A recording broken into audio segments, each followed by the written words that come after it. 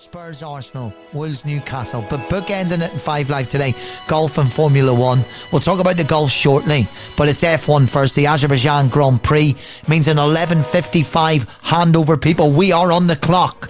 So a few minutes to put some air in your tyres now with Jenny Guy in position, ready to rev us up. How you doing, Jen? I am ready, as you say, to rev everyone up, I think. Simple question then. What's exciting about the Azerbaijan Grand Prix when you look at it with your petrol head on and you go, this is why, if you're a football fan, you shouldn't tune out at 12 o'clock because this is what's exciting? I feel like I'm immediately doing fighting talk and trying to do the opposite of what you've asked me to do. But why it's exciting. Charles Leclerc started on pole for the 4th consecutive time today. However, he's never won, never got that car to first place. So he will try for Ferrari. The championship battle at the moment is between Max Verstappen, as we know, who is leading it, 62 points, but he's trying to be tracked down by Lando Norris, who starts P15. So we all thought, oh, this is going to be a great battle, he's going to close down each race, but actually he had a terrible day yesterday. So it's all about how much can Lando Norris make up while he's out there, and a track that he says is impossible to overtake on. Wow. The next final thing is that there's always a crash. Always. So watch out. It will be spectacular. You can certainly listen to the start and we will guide you through it. It'll be magical. And there's 10, 11, 12 cars, whatever, in front of Lando Norris because I'm starting so far down the grid. They are slower than him on a course that's infamous for not being able to overtake, that's infamous for crashes. Yeah, he's got to do exactly that. So how much of a risk does he take? How does he pace himself? That'll be great. And tell me this, why then, so I was having a look, so I could Google myself cleverness, Jenny, but what's the point? So I'll just ask you a dumb question. Red Bull and McLaren, the Constructors' Championship, I would imagine if you're a petrol head, is so exciting because there's nothing between them. So why is that so close, but the Drivers' Championship not so much? So this is all to do with Sergio Perez. You have to pick your teammate very well, and Sergio Perez, so far, the Mexican, has not been performing for Red Bull.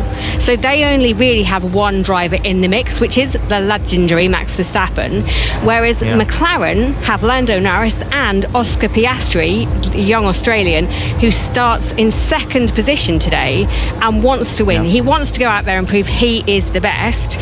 So they are doing really well because they're getting more points every weekend than Red Bull. However, Ferrari are creeping up. They're the silent whisperer. They are 39 points behind. Sainz starts P3 for Ferrari, and obviously Leclerc starts P1. So they could haul in more points again this weekend. So we could have a 3-way title fight for the Constructors' Championship, where the big bucks are paid out. There's about $10 million between prize monies for each place. So it is exciting if you're a petrolhead like me. Have I convinced you? I'll be back. I love it. Yeah, absolutely love it. I'm driving. I'm like, do it or to get a bit. There you go. No, sorry, I'm not. Sometimes I'll have a little flip over and listen to a bit of music. I'll stay with that today. I like that. You have me at crashes. So I'll come back to you. I'll come back to you in about, 10, 15 minutes, do you? Yeah? Let's do that. It's nice to speak to you. Magic. Brilliant. Jenny Guy. At Formula 1, the Azerbaijan Grand Prix. Remember, and she's on social media, guaranteed us crashes from 12 o'clock today. Then the Premier League football, then F1 on 5 Live. Hello and welcome to the start of a very busy day of sport here on 5 Live. We have 2 Premier League commentaries to bring you. From 2 o'clock we're at the Tottenham Hotspur Stadium for the North London derby. That's followed by Wolves against Newcastle from 4:30. There's also the T20 cricket decider between England and Australia, the Davis Cup tennis from Manchester, and the question as to whether Europe can overhaul an 8-point deficit on the final day of the Solheim Cup. That's all to come, but for the next 90 minutes or so we are concentrating on Formula 1 as we're moments away from the Azerbaijan Grand Prix.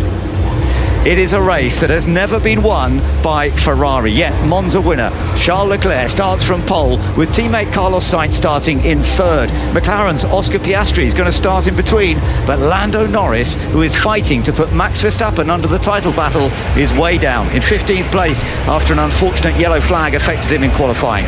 And Sergio Perez, the only driver to have won this race more than once in the past, well, he's out-qualified his Red Bull teammate Verstappen for the first time this year to start from 4th place. I'm Ben Edwards, and alongside me is former McLaren mechanic Mark Priestley and the BBC's F1 correspondent Andrew Benson. Mark, we have a very long straight in Baku, but the run to the first corner is actually quite short, and that may help Charles Leclerc keep the initial advantage.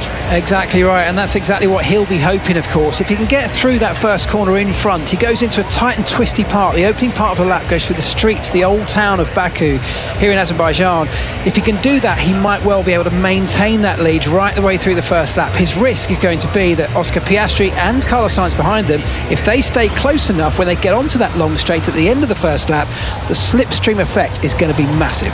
It is. The conditions are good. Track temperatures are actually higher today than we have had during the practice sessions. There's more sunshine, so the track temperature up to nearly 46 degrees, and that could affect how the tyres last during the course of this race. We are expecting it mainly to be a one-stop, but it is always possible to have more, particularly if we get a safety car. That's right, highly likely to be one stop for most people. The guys at the back, the likes of Lewis Hamilton, who's starting from the pit lane, who's changed an engine, of course Lando Norris, we mentioned, starting a long way back, they might consider doing something a little bit different. They've got very little to lose, and you're right, there's always the risk of a safety car or even a red flag here because the walls are very close. Andrew, we're looking forward to what could be a very challenging event. We are, and we've got the tyre news now, Ben, as well. And Lando Norris in 15th place in the McLaren. He's chosen the hard tyre, so that's offset from the favoured choice of the medium for the start. The hard is expected to be the better race tyre. McLaren have obviously decided to try and run long with Norris, try and gain places that way, offset his strategy, which is the best way to, what they think is the best way to try and gain places from after his difficult qualifying. Okay, well, we shall see how that all comes together for Lando Norris, who will be starting all the way back from 15th on the grid. This is the Azerbaijan Grand Prix.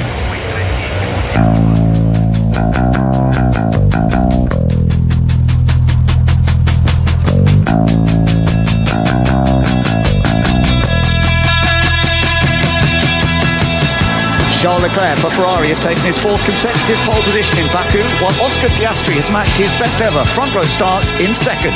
Carlos Sainz is 3rd, with double winner in Baku Sergio Perez in 4th. George Russell starts 5th for Mercedes, while the championship leader Max Verstappen starts down in 6th.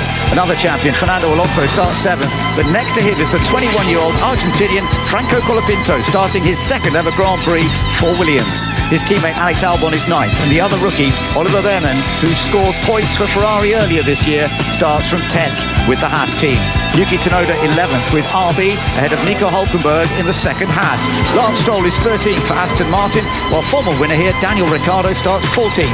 Lando Norris down in 15th place after that yellow flag incident in qualifying. He's alongside another former winner here, Valtteri Bottas. Zhou Guanyu in the 2nd Sauber is 17th. Pierre Gasly's 18th, having lost 13th fastest time through a fuel flow issue. 2 cars are starting from the pit lane due to changes in their power units. Esteban Ocon with Alpine and 7 times world champion Lewis Hamilton.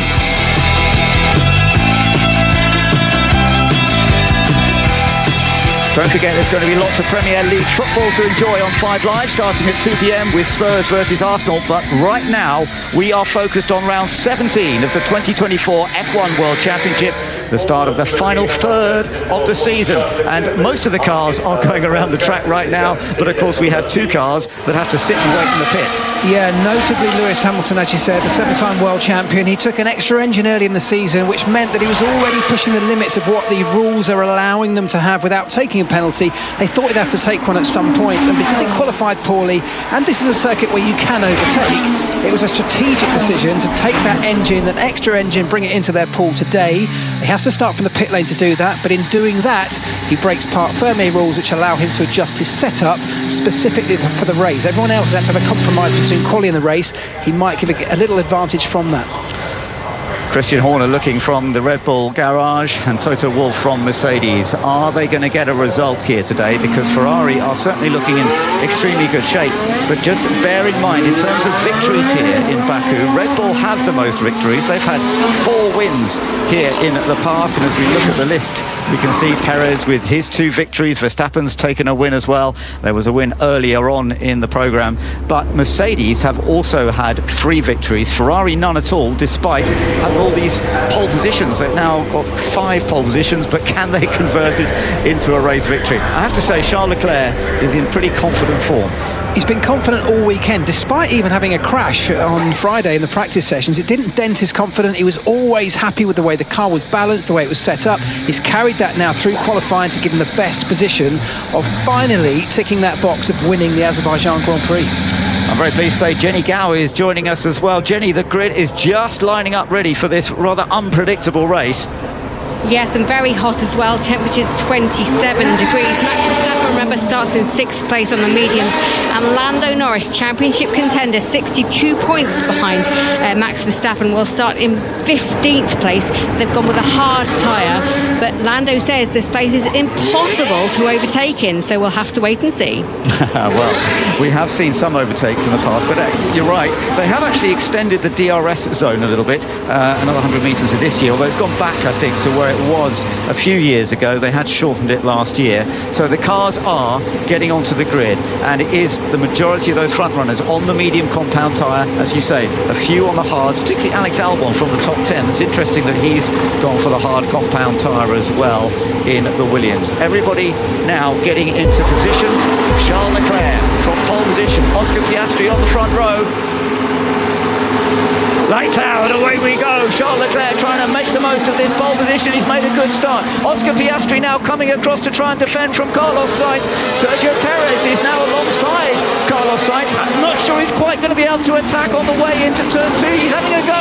Yes, Perez is up into 3rd place. Sainz drops back to 4th, but the leader has got away. Charles Leclerc leads from Oscar Piastri. Perez is up into 3rd place. Carlos Sainz missing out, and there's some battles further back, but they've all got through the first corner safely. Yeah, exactly what Leclerc needed to do, get away nice and steady. Piastri's done exactly the same thing, and if Piastri can follow him through this twisty section, I said at the start of the show, if he can stay with him for the end of this lap, he will be in that big slipstream along the very long straight as they begin lap 2. Max Verstappen's gained the position on George Russell. As ever, Max always gaining a place on the opening lap, and he's done it once again. That's impressive stuff. So Max Verstappen, not to be discounted, he is tucked in behind Carlos Sainz. We know the Red Bull is working very, very effectively here. We're keeping an eye, of course, on Lando Norris and see whether he's going to be able to make some progress here. Yeah, Lando's got an awful lot of work to do, but out front, Charles Leclerc is desperately trying to break that DRS gap, the 1 second that he needs to be over and above Piastri and the orange McLaren sitting behind him. By the time they get to that DRS zone at the end of the lap, it's a long straight anyway, with a big slipstream effect that I talked about. When you add in DRS from lap 2 onwards, that's going to become very powerful. Lando Norris has gained 2 places, and I think that's the first lap this year he's actually gained any places on the opening lap of a race. So good news for Lando Norris, who started down at 15th. He's up to 13th. Yeah, and importantly, avoided trouble. When you're that far back in the middle of a pack on a tight circuit like this, the chances of getting caught up in some first lap incidents are very, very high. As Lance Stroll on the radio to tell his engineer he's got a puncture already. Wow, Lance Stroll, so presumably he's heading back into the pits already. He was up into 11th place, but he is heading towards the pit lane. We can see it now. There's a big battle, Lando Norris, and a big battle right now with Yuki Tsunoda and a whole bunch of cars. He's actually right behind. He's with Ollie Behrman too, and Nico Hulkenberg's in that group. So he's trying to make up yet more ground, and yes, it is Yuki Tsunoda that he's trying to get past. He's not that far outside the top 10 now. It's very, very busy, isn't it? That little group from P10 down to P13 and 14, very, very tight, and lots of positional changes happening over that opening lap. Lando Norris at the moment making the most of that, and as I said earlier, staying out of trouble. Out front we have now got DRS enabled. Leclerc just about around a second ahead of Oscar Piastri. It's mighty close. Pierre Gasly making up some ground after things went wrong for him after qualifying when he got knocked down to the back of the grid. He's just managed to get past Valtteri Bottas. Lewis Hamilton starting from the pits. He is in 17th place. You're listening to Lando Norris right now. He is currently in 12th then, trying to get past Yuki Tsunoda. Tsunoda is actually rapid around this track. He's always gone pretty well. The first time in qualifying this year, he hasn't made it into the top 10 in qualifying, but he always feels confident, and it's not going to be so easy for Lando Norris, and yet we know the McLaren is working well. The other McLaren of Oscar Piastri, currently in second place, is within DRS zone of the race leader. He is just about 9/10 of a second, just inside that magic 1 second rule where you need to be when you get into that activation zone, where you can then open the rear wing of the car. It's going to give you around here a huge chunk of time as you dump a bunch of drag and the car can reach some maximum speeds along the top straight. Here they go. Leclerc still leads them through the end of lap 2 and into lap 3. Piastri, though, closing down the massive straight with his DRS wing open. This is going to be close into turn 1. Yeah, he does get close, but not quite close enough to challenge. But Leclerc's definitely not escaping the battle, coming down to 0.5 of a second as they went down towards turn 1. So the question here we're getting Norris going past Tsunoda, is it, Ben, on the pit straight? Yeah, I know he's having to back out, so Tsunoda saved that place again. Norris is trying for the cutback, going down to turn 2, Ben. Let's have a look. He's going down the inside into turn 2. Yes, that's a good move by Lando Norris on Yuki Tsunoda. So he has got himself up into 11th place. He's now going after Oliver Behrmann, the youngster who's having his second ever Grand Prix, this time for Haas, having driven for Ferrari. Nico Hülkenberg also gets past Tsunoda. So actually Tsunoda, having said he usually goes well here, he's struggling a bit at the moment. So that's a terrific first couple of laps for Lando Norris, up from 15th to 11th, now chasing down Behrmann, who's 5 seconds ahead, by the way, so he's got a bit of work to do. At the front, on the DRS, it gives you about half a second a lap, which is not very much at all, and an 11km/h speed boost, which is why the drivers have been saying it's not that easy to overtake despite the long straight. And the issue is, if you stay within that 1 second margin to get the DRS, it's really easy to overcook your tyres. So basically, as we saw in Spain, where Verstappen got past Russell at the end of the first lap and then Norris couldn't follow him through, Oscar Piastri's he might even be out of his window already. It's interesting because Piastri got fastest lap last lap, but I tell you, Leclerc's going quicker. He's doing faster sector time. So previous lap set by Piastri, but I can see that on the sector times right now, Charles Leclerc's going a little quicker. And as you say, if anything, I think he's got out of DRS zone, hasn't he? He has, just about. As they come towards the end of lap 3, everything now up to temperature. So tyres now at proper working temperature, generating the maximum amount of grip you'd expect from them. In the opening laps, you don't quite get that. It's about managing that and bringing those up to temperature in the right way. It looks like Leclerc has done that. Piastri closed though along that straight, the slipstream effect working. He's now back into the DRS zone, but as Andrew said, we've got this compromise. The first half of the lap where you're running close behind someone else, it hurts your tyres. At the end of the lap, you want to be close enough to get the slipstream. There's been a goal, Dundee United versus Rangers. Over to Gavin Wallace. Yeah, Ben, it's exactly what Rangers needed, 11 on the clock. Tom Lawrence, it was dogged, it was persistent, and it went right through the middle of the United defence. All he had to do was get through, and then he just dinked it over the goalkeeper. Dundee United 0, Rangers 1. Charles Leclerc is still our race leader. He has the advantage over Oscar Piastri at the moment, but Lando Norris is trying to close up and get further up into the top 10 if at all possible. Lewis Hamilton on the meanwhile, he's started from the pit lane, he's now up into 15th position.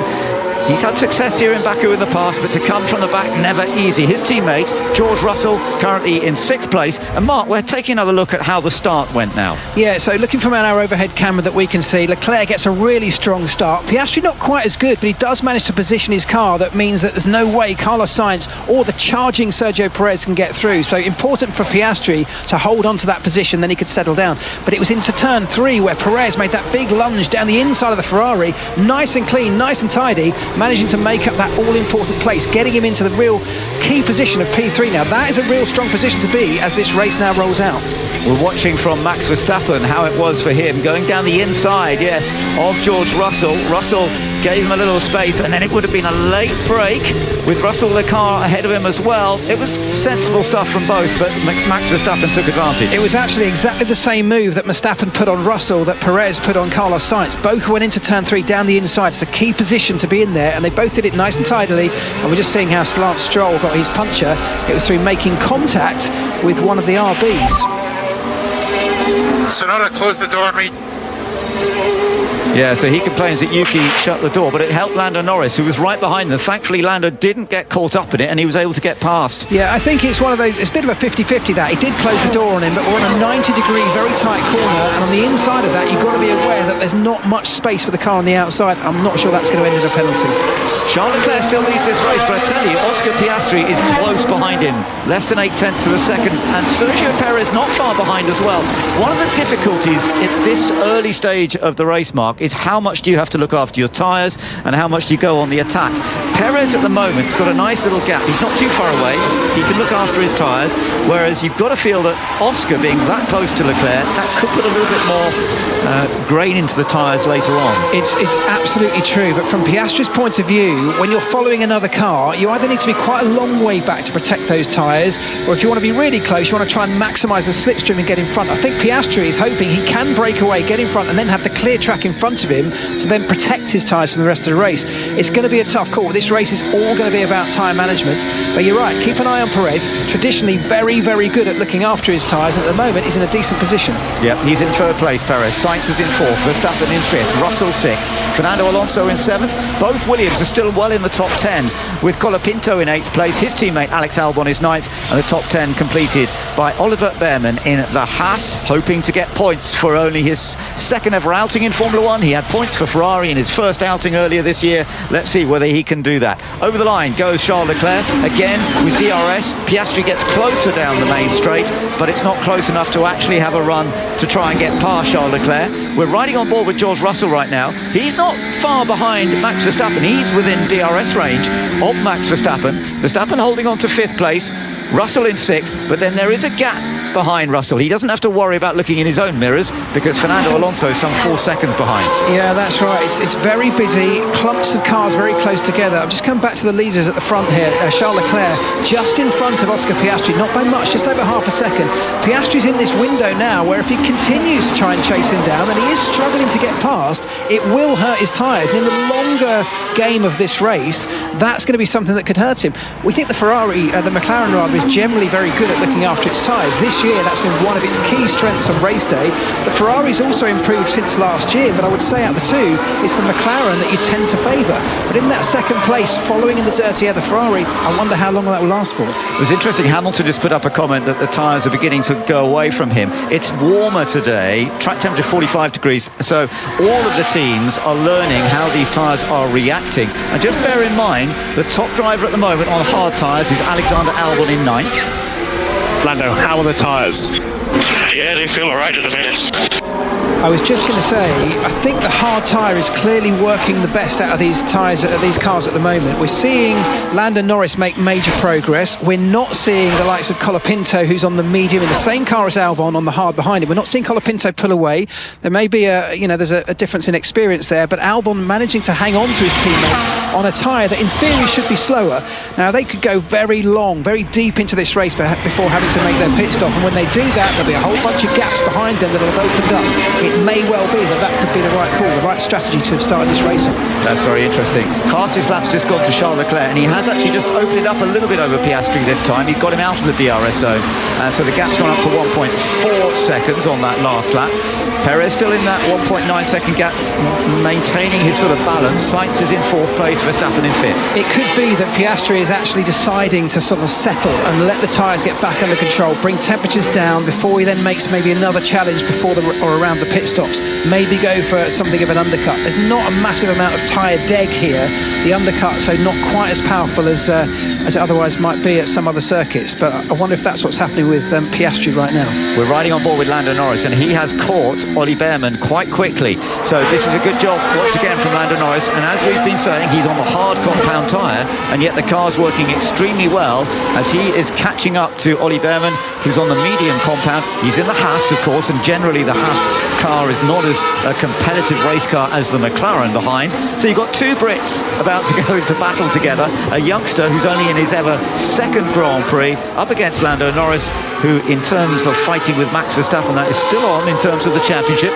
Oh, we just saw a little bit of a slide from Ollie Behrmann. I don't think he hit the wall. He had a lock-up. Yeah, so big lock-up on the inside, the front left tyre coming into the corner. It's turn 15. which is where Charles Leclerc, our race leader, buried his car deep into that wall on Friday, but has managed to recover to be in a really strong position right now. I think if you look at Lando Norris, he is doing a really solid job. The other thing to bear in mind, we haven't had any incidents yet, which is unusual for Baku. Highly likely that this race will be intervened with by a safety car at some point.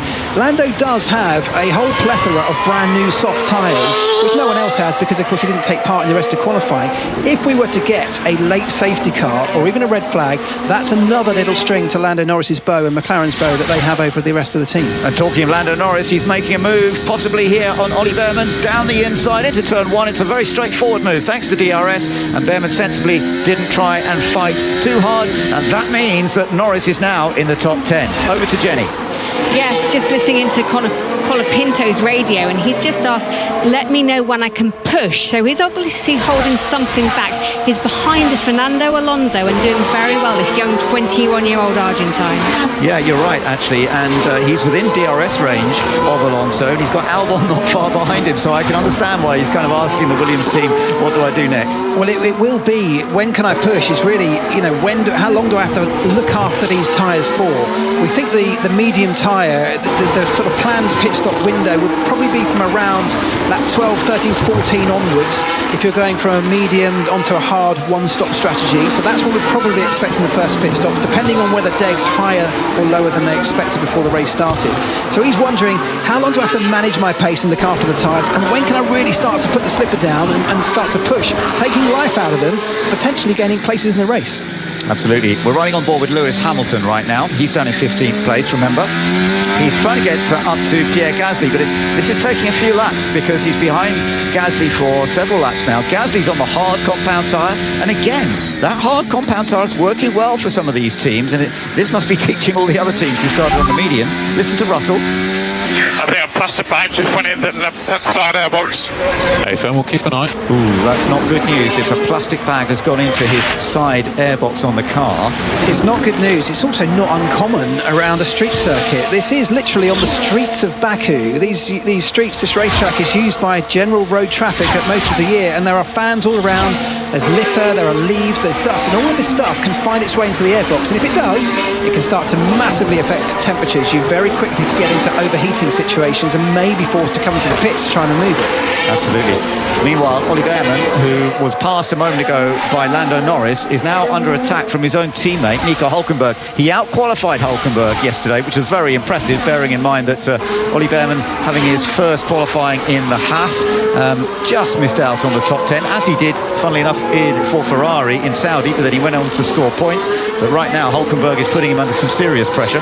Yeah, he is, which you'd sort of expect, wouldn't you, over a course of a long race. This is a long learning process for Ollie Behrman, doing a decent job, got to say. This is all good preparation when next year he will come in as a main permanent driver for the Haas team. Just looking at Lando Norris, here he is.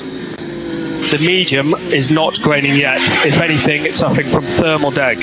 You are doing a better job than the other car. They're struggling with rears. So that sort of backs up what we're saying. Thermal deg is the idea that they're building up temperature too quickly, which is why you're hearing drivers saying we need to look after the tyres, when can I push, because they've got to start backing off. I think Piastri's done it out front. We heard Colapinto on the radio too. So the hard tyre is able to be pushed a lot harder for a lot longer because it doesn't suffer with this massive rapid increase in temperature. I was just going to say before Lando came on the radio, he's in P10 now. Max Verstappen, his championship rival, only 5 places ahead of him, about 10 seconds splits the two. So this is still a race very much on between those two. It is. No, there's plenty to enjoy here. The rear tyres do take the heat here because you've got a lot of slowish corners, 90-degree corners, where you're putting that 1,000 horsepower through the rear tyres, and you can't help but heat them highly. That's right. The temptation, of course, is to bury the throttle. That's what everybody wants to do. As we see the two Hasses swapping places there. So Hülkenberg overtaking Behrman down the long straight, swapping with positions for P11 and 12. You're right, you want to bury the throttle pedal as you come out of those slow corners. It's frustrating in a Formula 1 car. You want to be going quickly, and a lot of these 90-degree corners are very slow. When you do that, though, you risk spinning the rear tyres, and of course that massively increases the temperature and adds to that problem we were talking about earlier. Charles Leclerc in control at the moment. He's got a 3-second advantage now over Oscar Piastri, who was chasing him in the early stages. But in fact, Sergio Perez is getting closer to Piastri. He's not quite within the DRS zone, but he's only 1.2 seconds behind. So if he can find 0.3 of a second, then he will be within DRS zone, and he could be putting Oscar Piastri under some pressure. We all know that Perez has got great heritage here in Baku from his previous victories. Carlos Sainz is still in 4th place. As you say, Max Verstappen not really doing anything particularly dramatic at this stage. There's also been another pass between teammates, but in the Saubers this time, as Valtteri Bottas has been passed by Zhou Guanyu. So that is a little change further down the order. Zhou is now in 17th place, Bottas in 18th position. All 20 cars are still running. Lance Stroll, of course, had to make a pit stop early. I have 0 bite in the car. That's Max Verstappen saying he has 0 bite. What does he mean by that, Mark? Well, he's talking about tyre grip. He's talking about when he turns the wheel or when he jumps on the brake pedal, the grip between the rubber of the tyre and the tarmac is just not giving him what he wanted. He wants to turn the steering wheel and immediately have the effect with the car changing direction. But what he's suggesting is there's a little bit of slip, there's a little bit of understeer or oversteer. It's not gripping the way he wants to. So that's often a temperature issue, but it's also just kind of commensurate with what Max Verstappen has been feeling all weekend, just not happy. Lap 11, and we've got the first pit stop underway. Franco Colapinto has come in for Williams, so he is going for a tyre change onto a set of hard tyres. So presumably this is a one-stop race. We normally would expect it to be, but that is quite an early stop. It is an early stop. Degradation is typically quite low, but as you heard on the radio earlier, they're talking about thermal deg. The temperatures are quite high, a lot higher than they were earlier in the weekend. So they've been surprised a little bit by how temperatures are degrading the tyre. The hard tyre much less affected by that. So there is still a very good opportunity for them to go right to the end of the race here, even though we're only on lap 11 out of 51. This is going to be very interesting, and it may stir others to start making their pit stops as well. We shall see how quickly he goes, whether the undercut is actually going to be an advantage. It could be here, not always as dramatic as at some circuits, but it can help. Yeah, exactly. Not the most powerful, but it can be used, and it will be used because it's a one-stop strategy for most people. There's not too much in the way of varying your strategy that can help you in the race. So maybe something like an undercut is a good, powerful tool, or a good tool. Lando Norris, of course, with that pit stop from Colapinto now up to P9, Max Verstappen in P5. If you've got an eye on the championship battle, and those are your two guys, Lando Norris now just 4 places behind. Meanwhile, Daniel Ricciardo is putting Ollie Behrman under pressure. Let's just hear from Jenny. Yeah, just looking at Lance Stroll, he got contact and had to pit for a puncture on lap 1. I'm just ruminating, do you think he can go to the end of the race on those hard tyres, having stopped at lap 1? I'd say yes is the answer. It may well be compromised, or it will be compromised, but I think these hard tyres are pretty durable around here, and I'm pretty sure he will be able to eke that out. The cost of doing a pit stop, a second pit stop, will be far too great to not.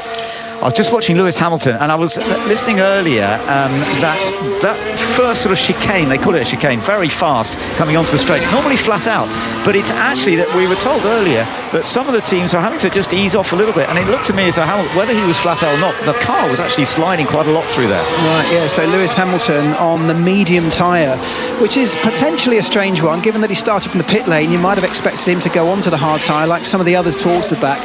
Fernando Alonso now on a brand new set of hard tyres, having made a pit stop as well. So you're right, perhaps Colapinto has just triggered a thought in some people's minds that that's the way to go. Yeah, and he has come out ahead of Colapinto, but Colapinto's only 2.4 seconds behind him, so that outlap did work pretty well, but with Alonso reacting to it pretty much straight away, it does make sense. But it means that a lot of people could be going on a very long way on one set of tyres. Mind you, if we get a safety car later on, Andrew, then we might see a lot of extra pit stops. Indeed. Now, I was just thinking about those Verstappen comments. He's obviously got understeer, as Mark was saying. It's something he's been struggling with all weekend, but also for the last few races. So there's a new floor on the Red Bull this weekend. It obviously doesn't seem to have had the effect, or at least not a light bulb effect that they, light switch effect, I should say, that they might have been hoping for. There might be more upgrades on the Red Bull for Singapore. In the big picture, Lando Norris has got to gain 8 points on average on Verstappen. Verstappen's been told to pit to the end of the season to catch him and pass him by Abu Dhabi, the final race. Now, this race isn't looking that great in the sense that Verstappen's 5th and Norris is 9th, but Norris needs Verstappen to score as few points as possible, limit the damage, and then potentially in Singapore, where Red Bull are expected to struggle, he could possibly flip that average back again. The key thing, Verstappen's pit stop went reasonably well, 3.1. Actually, that's quite slow for Red Bull. They're normally aiming for about 2 seconds. What Norris wants is to keep Carlos Sainz between Perez and Verstappen and the Red Bulls, because if the Red Bulls are running together, Red Bull will swap them round to get Verstappen some more points. Yeah, that's a very good point. George Russell back out onto the circuit as well. Lewis Hamilton has just come in, so we're seeing quite a range of pit stops now. Everybody going on to the hard tyre. That was a slow stop for Hamilton. Well, not slow, but 3.6 seconds for Hamilton. Not great. Yeah, not ideal. Russell also stopped just a lap before, just a few moments before him. So Verstappen and Russell, who are running next to each other on the racetrack, both pitting at the same time, which is slightly odd. You know, sometimes you see the guy behind just doing the opposite to give the option of trying to make an undercut or an overcut work. I think because of what we said, that the effect of that is less powerful here than at some other tracks. It maybe wasn't worth it. So we now find George Russell. In fact, George Russell has come out just behind Gasly. So there's now a car between Verstappen and Gasly. But I think Verstappen will genuinely have half an eye on Lando Norris. Lando Norris is now up to P6, but crucially on the hard tyre. He will, of course, have to pit again, and the tyre that he goes on to later in the race will be a suboptimal tyre, as opposed to the one that Verstappen now finds himself on, the hard. So the good work, the good performance is coming from the tyres of Lando Norris. At this point, he will be compromised later in the race with the tyre he has to go on to later. Interesting watching Max Verstappen. We're just listening on board with him at the moment because he's about to go past his old teammate Daniel Ricciardo, and they had a rather nasty incident down into turn 1 here some years ago, didn't they? When they were both for Red Bull, and they are heading down towards turn 1. I think this should be fairly straightforward for Max though, because he will have DRS here. Yeah, I think so. A faster car coming onto the long straight. You'll hear in a minute the intonation of the engine just rise as DRS gets open. Here it goes. He's up to 330. There it is. You hear it. DRS opening. The car goes even quicker. 340 kilometres an hour. Sails past the RB of Daniel Ricciardo, and that's Max Verstappen up into P9. Yeah, so Max Verstappen making good work on that. Jenny, he's been on the radio, hasn't he? Yeah, he has. He said, I have 0 bite in the car, and I don't think he's talking about lunch. Absolutely right. No, he's now doing something on the hard tyres. Let's see whether this suits him a little bit better. Meanwhile, George Russell is also trying to cut his way through. Some of those cars are up ahead of him. Remember, Charles Leclerc still leading this race. Well, I was just going to say, George Russell has cost himself in that decision to pit at the same time as Verstappen, because whilst Verstappen's stop was actually a second longer than we might have expected, crucially he managed to get out ahead of that little gaggle of cars that Russell now finds himself behind. Ricciardo and Gasly. Russell now with a bit of work to do, and it's going to be holding him up whilst Verstappen starts to move back into the top 10. Meanwhile, we've now got Alex Albon up into 4th place because, of course, he's on a set of hard tyres and he can go even deeper into this race. Third lane here now. Copy. Oscar Piastri. And what that is, so Oscar Piastri now drops 6 seconds behind our race leader Charles Leclerc at the front, and that is, I'm sure, because he spent so much of the early laps of this race desperately staying close to Charles Leclerc's Ferrari, trying to get past, and it would have hurt his tyres. He's on that medium tyre that we've heard so many other people talking about suffering with thermal deg. That is only exacerbated when you're running close behind the car in front. Still plenty of time to go. We're on lap 15 out of 51 in the Azerbaijan Grand Prix. Don't forget, we've got plenty of Premier League football coming up on 5 Live later on. Spurs versus Arsenal at 2 p.m. and the Wolverhampton Wanderers versus Newcastle at 4:30. Plenty to look forward to today, and still lots of action in this Formula 1 race. We've actually got 3 cars abreast going down into turn 1, but they all sort themselves out, and Pierre Gasly is just about fending off George Russell, but not much longer, I think. George Russell's got the inside line into turn 2, takes the place, so Russell has now got himself into 9th position. Yeah, so it's just taken him an extra lap or 2 to do the same thing that Max Verstappen has managed to do quite successfully. Verstappen into P8 now, George Russell in P9. So that means Lando Norris, who started the race on the hard tyre and has yet to make a pit stop, started all the way back in P15. Lando Norris now running in P5, Max Verstappen in P8. I think actually what's going to happen here is Norris. Lando, can you do anything to hold Perez up in the middle sector without hurting yourself? Yes, how long? 1 or 2 laps. This lap. Yeah, so there you go. That's he's trying to, but I tell you what, Perez is right there. Yeah, so that's a cheeky instruction from the team to Lando, because of course if they can hold Perez up, that's also in turn going to affect the Red Bull team as a whole. They're in a big battle for the Constructors' Championship. At the moment we've got Lando right in front of Perez. Hulkenberg next, and then it's Verstappen. But it's more about Piastri, because Perez has already stopped and Piastri hasn't. Here's Perez's radio. Yeah, he's holding me. Yeah, we see that. And they don't want Perez to be ahead of Piastri when Piastri comes out the pits. Yeah. The holding me is fine. They're racing. He's not a lap down. He's perfectly allowed to hold him off. He's racing for 5th place. Well, it's something we've seen quite a lot. We've seen it quite controversially. Kevin Magnussen has been doing it quite extremely, hasn't he, in recent times, as Piastri dives into the pits, struggling on those tyres. And through goes Perez. Now, where is Piastri going to be? Is he still going to be in front of Perez as he comes out? Piastri is in front of Perez as he comes back out, but very close. I tell you what, can Piastri get the temperature into his tyres quickly enough? Otherwise, he's going to be under major pressure here. Yeah, absolutely. And all the talk this week is about how can Oscar Piastri help Lando Norris in the championship fight. Today, it's exactly the other way round. It was Lando Norris that has helped Oscar Piastri by just holding Sergio Perez back by just a few corners, and it's allowed Piastri to get out in front. You're absolutely right. That has worked perfectly. So Perez managed to get past Lando Norris using DRS, coming down the straight, but it did look as though he might have passed him about 2/3 of the way around the lap, and if he had done, I think he would have got out in front of Oscar Piastri. We saw Piastri just getting out in front. Oh, and we've got a retirement for Yuki Tsunoda. That's a great shame for Yuki Tsunoda because he's gone well here in the past. Best finish here, 7th place in 2021. He's been in the points on a couple of occasions, but it hasn't worked out for him. No, it hasn't. It's a real shame for him. He's, of course, fighting for his career. Helmut Marko at Red Bull announcing that we might get a driver announcement about the 2025 lineup for RB as soon as Singapore, which is the next Grand Prix. So both of those guys, Ricciardo and Tsunoda, really fighting for their Formula 1 careers right now. It was the contact with Lance Stroll which damaged the side pod on Yuki Tsunoda's car, and that is, I think, is the reason that he is now out of the Grand Prix. Out in front of this race, Charles Leclerc has a big advantage, but he's now making a pit stop. So he's going from the mediums onto the hards, and it looks like a very sensible pit stop on lap 17. This is sort of what you expect. Yeah, that's inevitable. But the big advantage Ferrari have got is Sainz is right behind him. So Carlos Sainz, we talked about this after qualifying yesterday, with Ferrari having 2 cars right up the front. They can afford to use one to help the other. We've seen it at McLaren already. We may well end up seeing it at Ferrari too. I tell you what, though, Perez is only 15 seconds behind Sainz, which means when Sainz comes in, Perez is going to be in front of him. Well, look at this. He's come out just in front of Albon. Albon is actually trying to attack him, trying to get him back, but Leclerc has just about managed to fend off the Williams. So Leclerc has held on to 2nd place, having made his pit stop. That means his teammate Carlos Sainz is leading, but that was important to him as well. And Albon is not only trying to get past him, he's defending hard from Oscar Piastri and Sergio Perez. And this is great stuff from Albon. This is genuine pace. This is the Williams that's been very, very strong at this circuit all weekend long, with both drivers, quite frankly. Albon in P3 right now. That's the sort of dizzy heights that Williams could only dream of just a few races ago. So great stuff from Albon. He's doing a cracking job right now. Be interesting to see how Carlos Sainz get on with his pit stop. He's been told to come into the pits at the end of this lap. He's currently leading the race. He's going to come out somewhere with this group, so we shall see how this works for him. Well, Andrew called it. I think Sergio Perez just put in the fastest lap of the race so far. It could be that Perez finds his way past Carlos Sainz as he emerges from the pit lane at the end of this stop. So that will be a net gain, of course, for Perez and Red Bull, and something that is definitely not what Ferrari wanted.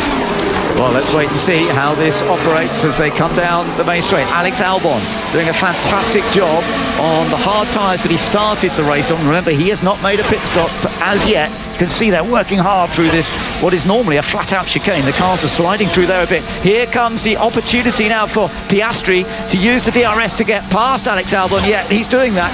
So he moves back past the Williams, goes chasing after Charles Leclerc. There's not a huge gap between them. Let's see where Carlos Sainz comes out. He's going to come out behind this group. Yeah, he is, and crucially, he's going to come out behind Perez and both McLaren. So Lando Norris is well in front of Carlos Sainz. So we know, of course, that Lando Norris still has to make a pit stop, so he's not quite in the same picture. But Sainz now just 1 place ahead of Max Verstappen.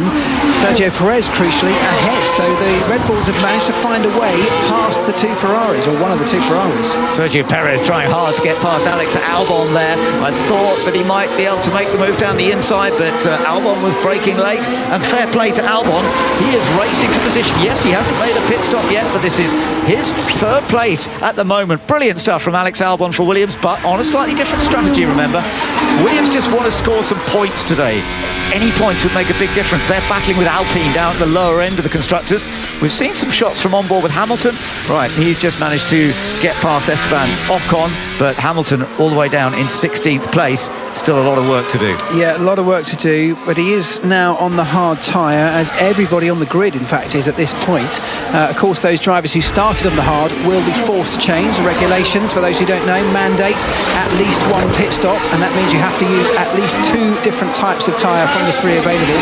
So those who started on the hard tyre will at some stage have to go on to what we would imagine to be the medium, and that hasn't been the better of the 2 so far. That's right, Mark. And so Lando Norris now in 6th place in the McLaren. He's got Verstappen behind him, 5.7 seconds behind him, and closing in on the last lap by a second a lap. McLaren will be trying to run Norris as long as they possibly can for 2 reasons. One, they don't want to be on that medium tyre, but 2, they'll be trying to catch a safety car, and that way their stop gets neutralised, hopefully, and they won't get Perez happening. Yeah, Perez has got past Albon. That was a fairly straightforward move down at the end of the straight. So Sergio Perez has got past Alex Albon up into 3rd place, some 2 seconds behind Oscar Piastri.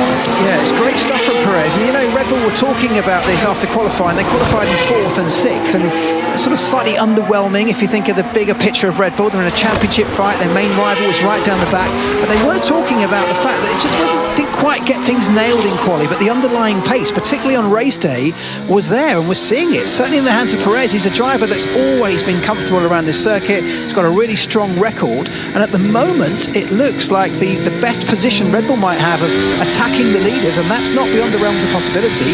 Perez only 2 seconds behind Piastri, who's only a second behind Leclerc, so it's tight at the front. It lies in the hands of Perez right now, doesn't it? It does. Jenny, this is looking interesting, isn't it? Because Charles Leclerc got away for a bit, but now Oscar Piastri's not far, and as we're saying, Sergio Perez is part of the game. Yeah, it looks like a fascinating race. I've just been listening into the different radios out there. Yuki Tsunoda having retired, the first retirement from this race for the RBs. They were keeping him out to try and help Daniel Ricciardo in the other RB, but he had a massive hole in his right side pod after contact with Lance Stroll at the first lap. So he was really annoyed, wanted to come in, they kept him out. So eventually he finally was able to retire from the race. All right, well, it's interesting to know. Daniel Ricciardo's in 12th. I mean, there is perhaps a chance still that Ricciardo could score some points.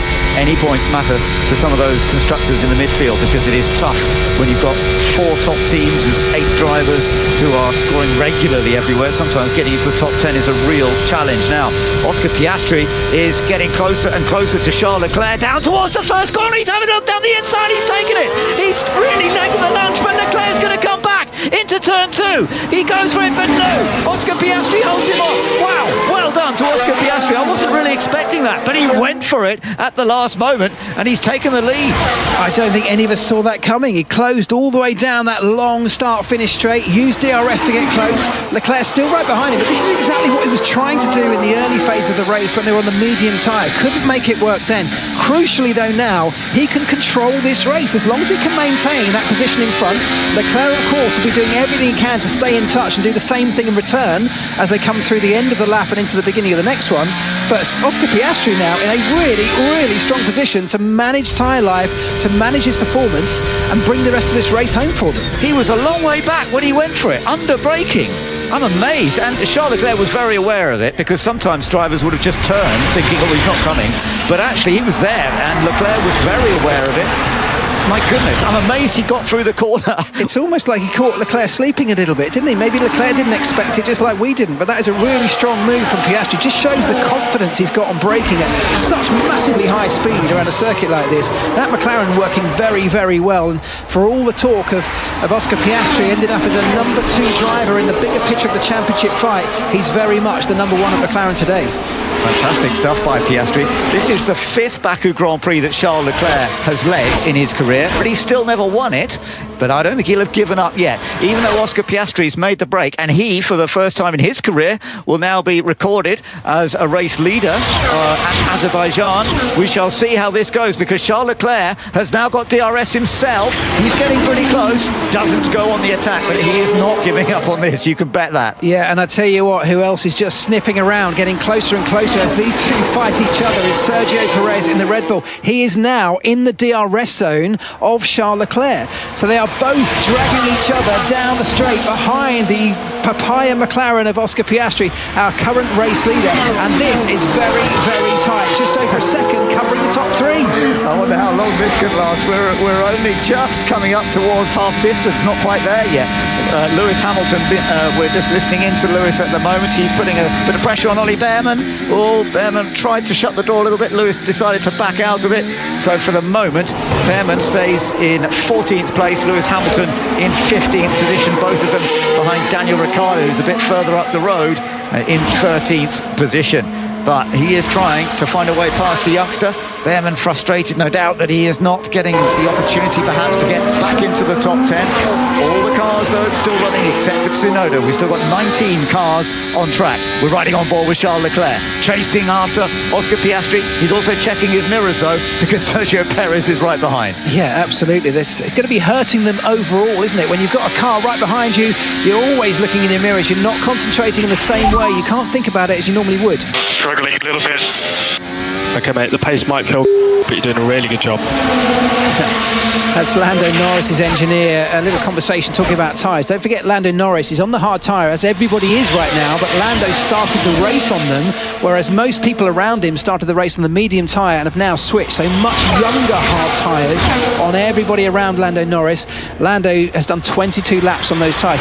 It's not that they're dead, it's not that they are shot to bits now. There's plenty of life in them. They'll go a long way into this race, but he's clearly starting to see a performance drop-off. Well, Oscar Piastri's got reasonable straight line speed in that McLaren, because even with DRS coming into play for the Ferrari, it isn't able for Charles Leclerc to close the gap just yet. Meanwhile, further back, there's a lovely battle going on. Alex Albon staying out there. They are pushing like crazy, or they have more grip than us. Copy, just keep doing a good job on tyres. It's still very long. Yeah, and that's a good point, because Leclerc just reporting that he can see how much Piastri is pushing, but will the tyres last? Because remember, they're on what we think is a one-stop race, and these tyres have to go all the way to the end, in theory, Jenny. Yeah, absolutely. I've just spoken to Pirelli, and they reckon that you can get to the end. How much performance you sacrifice is another question. But even Lance Stroll, who stopped on the first lap, they reckon he can make it to the end on these tyres. OK, we've just seen Franco Colapinto get back into the points, in theory. He's up into 10th place, getting past Pierre Gasly. That means both Williams are up in the points, but remember, we're still waiting for Albon to make a pit stop. I think it's quite good that Williams have gone for a completely different strategy with both, and yet they might both possibly end up scoring points. It's a really, really big opportunity for Williams, and it does translate into massive amounts of prize money. As you say, the points in this championship, in this battle that they're in, they translate into huge amounts of money, many millions, which for a team like Williams can be crucial in terms of their development moving forward, the building plan that they're putting in action at the moment to try and become successful in the future. So this is important. Albon, he's about 6 seconds behind that little battle of the front three, so he's in fourth right now. Behind him, though, he's holding up a little gaggle of 4 cars where there is nothing between them, and that includes Norris, Sainz, Verstappen, and then Russell a little bit further back. It's amazing. We've got, as you say, we've got 2 big groups racing hard in this, as Carlos Sainz now gains a place on Lando Norris, in fact. So Lando is beginning to struggle on those hard tyres that he's done every lap on so far. Yeah, that's right, and it's not a big surprise. This will be a compromise, but he's got no choice but to run pretty long unless they completely throw the strategy out of the window, or, like Andrew said earlier on, they're gambling on a safety car. We're in Baku, we're on the streets of Baku. This is a tight circuit. There's always a safety car or something here. We haven't had one yet, so there's going to be a very high chance that could still happen. What we're about to enjoy, and in fact, we're just looking up front again, Oscar Piastri holding off Leclerc, but it's a battle between 2 contenders in theory for the championship, because Lando Norris is 6th, Max Verstappen 7th, Norris on the tyres that are older, but we know those are the top 2 in the championship, and of course for Max Verstappen to get past Norris, that will just be a nice little boost from his point of view. Well, in terms of performance, Verstappen should have a much more performance car because he's on far younger tyres. But if you're Lando Norris, you are not going to let that happen easily. And the more you can hold him up for the later stages of the race, where Norris may well be coming back on a faster tyre potentially, that's something that will potentially help Lando Norris from preventing Max Verstappen from getting away. So I think this is going to be a frustrating time for Max Verstappen. He'll desperately want to get past Norris. Norris will be desperate to not let that happen. This is a fascinating race. As we are coming up to half distance, we've got these top 3 cars absolutely together. Oscar Piastri, 0.8 of a second ahead of Leclerc, with Sergio Perez only a second behind as well. So all 3 fighting not only for a podium, potentially for a win. Then there's a little gap back to Alex Albon, but when we look behind Alex, he's under massive pressure now from Carlos Sainz, and Sainz moves to the inside and Carlos takes the place, so he gets past Albon.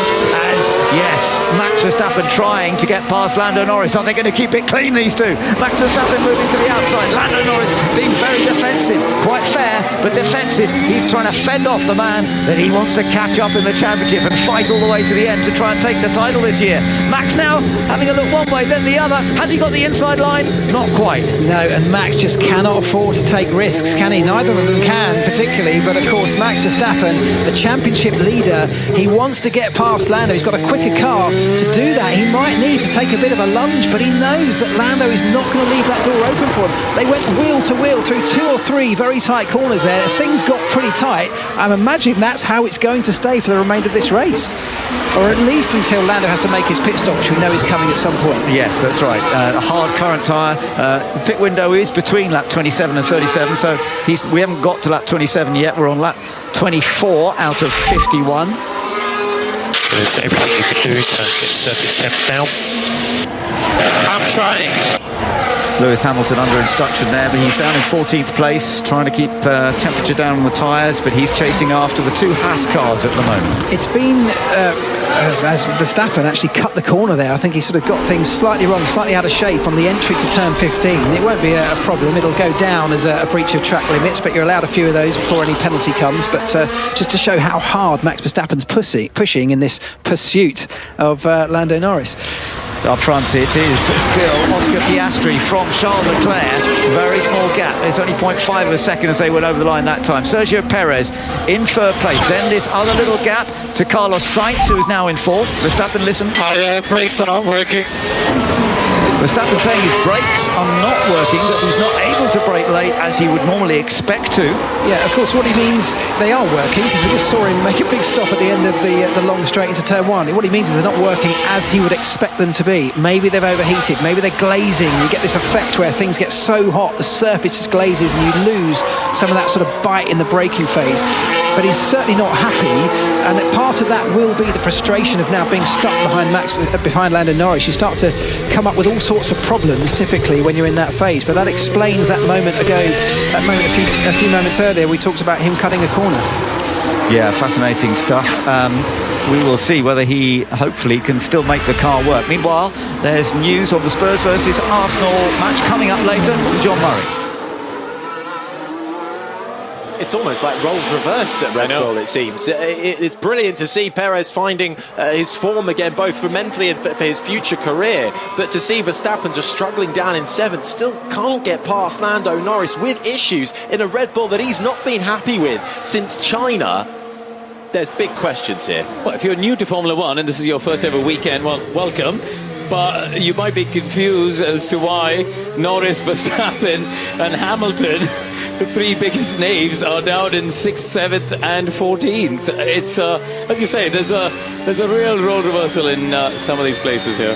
It certainly is. Just on the fringes of the points at the moment is Alonso in 9th, still in a battle with Colapinto. But Colapinto tried to get the undercut on Alonso, didn't quite work, can't find a way through. He's about 1.5 seconds back, but that second Williams holding on to a point at the moment. The other Williams of Albon still staying out, going long as they can, perhaps hoping for a safety car at some point. In the past, we've seen safety cars appear in this race around about the 30 lap mark, which we are starting to approach now, so we'll see what happens on that front. But the battle at the front is still raging on. Half a second between Piastri and Leclerc, then comes Perez, then you've got Sainz and Albon in there, no man's land, and then you have Norris against Max Verstappen, the 2 title contenders, down in 6th and 7th. Norris has not pitted, Verstappen has, but Verstappen can't find a way through, and now, Karun, they're both stuck behind Albon. Yeah, I just had a bit of information from McLaren that they think Piastri overworked the medium tyre in that first stint, and that's why he dropped away. He pushed too hard too soon early on in the dirty air, and then the tyre went away from him. They think the pace that we're seeing now is the true reflection of that car's potential, and they're hoping that Leclerc's the one in the dirty air who's going to overcook his tyres. Harry, we just about got over half distance, by the way. I'm already out of breath, Carew. Don't tell me that. I was just having a look at last lap around as well. Piastri 1:47.40, Leclerc 1:47.36, Perez a 1:47.48. So all within less than a tenth of each other, and just now getting into that zone of having to manage. What lap do you expect Albon at Norris box? So we're thinking at least another 10 laps for them.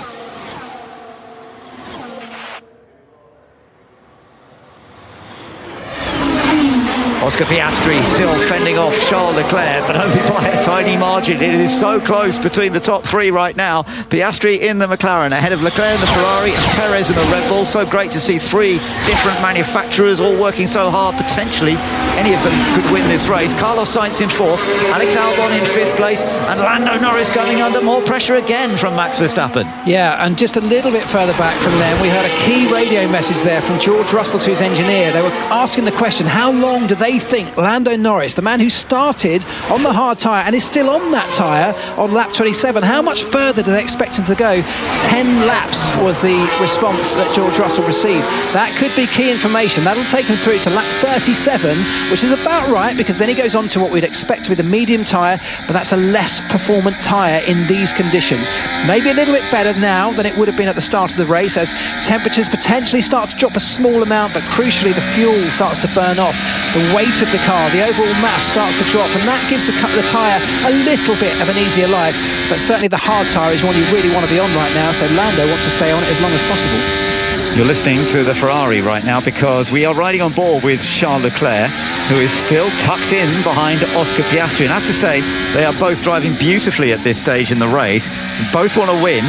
Piastri managed to make that remarkable move to get past Charles Leclerc some laps ago, and Charles is not far behind him. He's staying within the DRS range, but normally he doesn't quite get close enough down the end of this long straight where the DRS comes in and he gains extra miles per hour. It brings up about 11 kilometers per hour in terms of speed. With the DRS, he's quite close again, but he's not going for it just yet.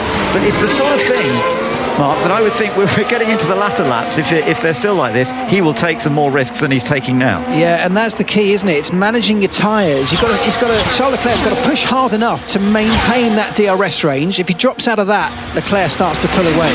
But he doesn't want to take too much life out of the tyres for exactly that reason, because in the closing laps, when you no longer worry so much about tyre management, it's all going to be about track position and keeping and maintaining that lead. At that point, Leclerc will be taking massive risks, big lunges down the inside into turn one. Piastri needs to be able to defend from that. And interestingly, this little group that we've got here with Albon ahead of Norris and Verstappen, and Norris using the DRS from Albon to stay there, but it's allowing George Russell, to catch this little group now in the Mercedes. So this is going to become a four-way battle before we then see the pit stops that are due at some point between Alex Albon and Lando Norris. They will, of course, drop further down the order, but then they'll have to try and do some more overtaking on fresh tyres. Yeah, I can only imagine the rage that's going on inside Max Verstappen's crash helmet right now. He's been stuck behind Lando Norris for quite a number of laps, probably 5, 6, 7 laps. Really frustrating, because he knows he's quicker. He's in a quicker car. He's on a much fresher tyre than Lando is, but he hasn't got enough of an offset in that performance to get past him, and that will be driving him absolutely crazy at this point. Lando's point of view, this is actually working out quite nicely, because it's damage limitation in terms of this overall championship fight. Yeah, it's really quite surprising. Look at this. Charles Leclerc, I think, a little closer this time as they came out of turn 16. And as they go into DRS range, I think he might be a touch closer than we've seen for a few laps. And he might actually be able to have a go this time, because as they come over the line, he's definitely closer. Charles Leclerc will be able to go alongside Oscar Piastri to the outside, but Oscar defends to the inside. Beautifully done. And yeah, he can't cut to the inside for the second corner. I have to say, that was impressive from Piastri on defence. Very clean, and stayed in front front. Yeah, really nice and tidy, sensible driving from both.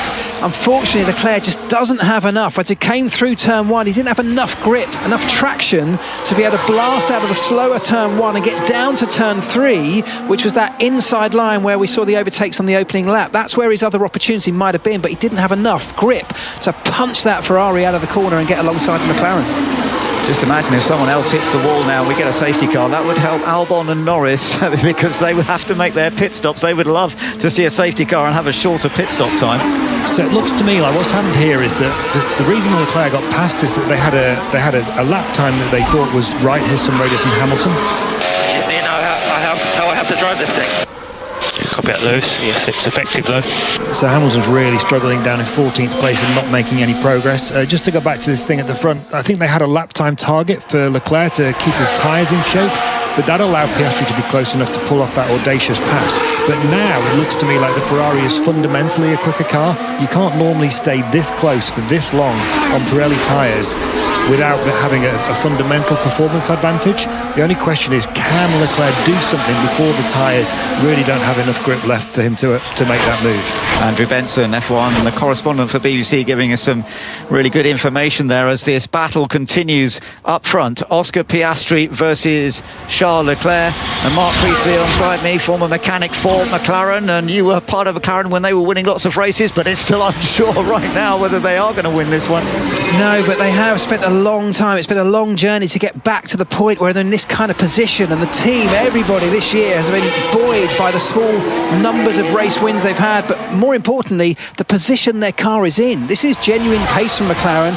It's a shame that Lando Norris was compromised after a really unlucky incident in qualifying where he got caught by yellow flags on his flying lap and dropped out in Q1. That's why he's been hampered in this race so heavily, but the baton's been handed over to his teammate Oscar Piastri, and at the moment he's doing a very good job of carrying it from the lead of this race, potentially with 21 laps still to go, all the way to the checkered flag. Yeah, we're over half distance in the Azerbaijan Grand Prix. In just over an hour, we'll be focusing on the Premier League with Spurs versus Arsenal, and then we'll be moving on to the Wolverhampton Wanderers versus Newcastle later on this afternoon. But for now, this race is running to plan for Oscar Piastri, but it is very close for the McLaren driver, with the Ferrari of Charles Leclerc still looking for his first ever win in Baku, despite taking so many pole positions at this circuit. But Leclerc's not given up yet.